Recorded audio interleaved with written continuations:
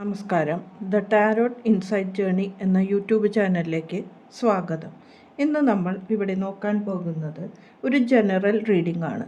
ഈ റീഡിംഗ് നിങ്ങൾക്ക് റെസൊണേറ്റ് ചെയ്യുന്നുണ്ടെങ്കിൽ മാത്രം എടുക്കുക, അല്ലെങ്കിൽ അത് വിട്ടുകളഞ്ഞേക്കുക. ഇന്ന് നമ്മൾ നോക്കുന്നത് ആരാണ് നിങ്ങളെക്കുറിച്ച് ചിന്തിക്കുന്നത് എന്ന് നമുക്ക് നോക്കാം. ഇത് നിങ്ങളുടെ എക്സ് ലവറാവാം, അല്ലെങ്കിൽ മറ്റ് ഏതെങ്കിലും വ്യക്തി നിങ്ങളെക്കുറിച്ച് ഇപ്പോൾ ചിന്തിക്കുന്നുണ്ടോ എന്നാണ് നോക്കുന്നത്. ആ വ്യക്തി ഒരു എംപറർ എന്ന പൊസിഷനിൽ, അതായത് വളരെയധികം അധികാരവും പവറും ഉള്ള ഒരു വ്യക്തിയാണ് എന്ന് കാണുന്നു. ആ വ്യക്തി നിങ്ങളെക്കുറിച്ച് ചിന്തിക്കുമ്പോൾ അയാളുടേതായ എല്ലാ പവറോട് കൂടിയാണ് ചിന്തിക്കുന്നത്. നിങ്ങൾ എന്ന വ്യക്തിയുടെ മേൽ ആ വ്യക്തിക്കുള്ള നിയന്ത്രണങ്ങളാണ് ഇവിടെ കാണുന്നത്. ആ വ്യക്തി നിങ്ങളുടെ മേലുള്ള നിയന്ത്രണം നിങ്ങളെ കൺട്രോൾ ചെയ്ത് നിർത്തണം എന്നായിരുന്നു. ആ ഒരു കൺട്രോളിങ്ങിൽ നിന്ന് നിങ്ങൾ മാറിയാണ് ഇപ്പോൾ നിൽക്കുന്നത് എന്ന് കാണുന്നു. എന്താണ് ചിന്തിക്കുന്നത് എന്ന് നോക്കുമ്പോൾ നിങ്ങൾ അവരിൽ നിന്ന് പോയ ആ സംഭവത്തെക്കുറിച്ചാണ് പറയാനുള്ളത്. നിങ്ങൾ ഇപ്പോൾ ആ വ്യക്തിയിൽ നിന്ന് അകന്നാണ് ജീവിക്കുന്നത് എന്ന് കാണുന്നു.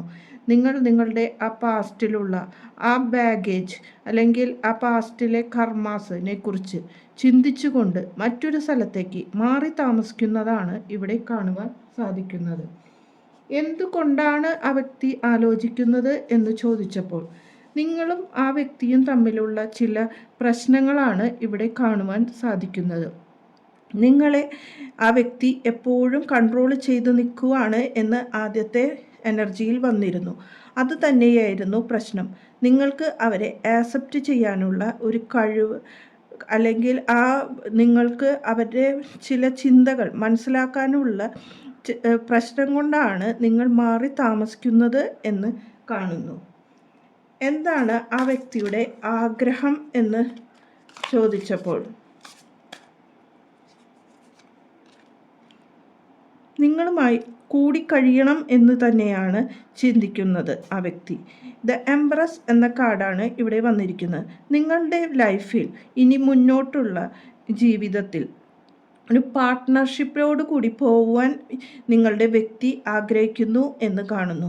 ആ ദാമ്പത്യ ജീവിതത്തിൽ നിങ്ങൾ ആ വ്യക്തിയുടേതായ ഫാമിലി ക്രിയേറ്റ് ചെയ്യുവാനും അതിൽ സന്താനോൽപാദനത്തിനും, അല്ലെങ്കിൽ മുന്നോട്ടുള്ള ഫാമിലിയിൽ നിങ്ങളെ അവർ നല്ല രീതിയിൽ നോക്കുമെന്ന നിലയിലാണ് ഇപ്പോൾ ചിന്തിച്ചുകൊണ്ട് ഇരിക്കുന്നത്.